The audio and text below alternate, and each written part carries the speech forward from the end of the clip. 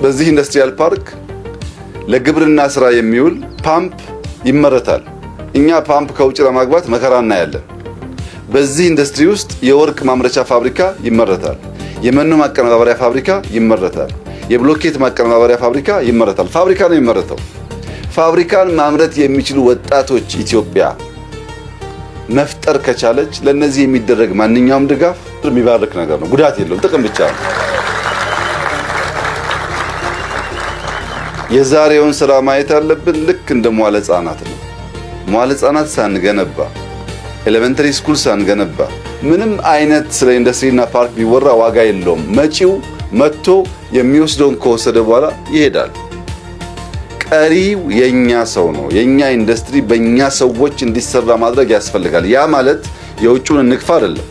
እውቀት ያስፈልጋል፣ ካፒታል ያስፈልጋል። ይምጡ፣ ግን ተሰናስለን ተባብረን ተደምረን ሲሆን ነው አስተማማኝ ኢንዱስትሪ የሚገነባውና ይህ ስራ በጣም አስደሳች ስራ ነው።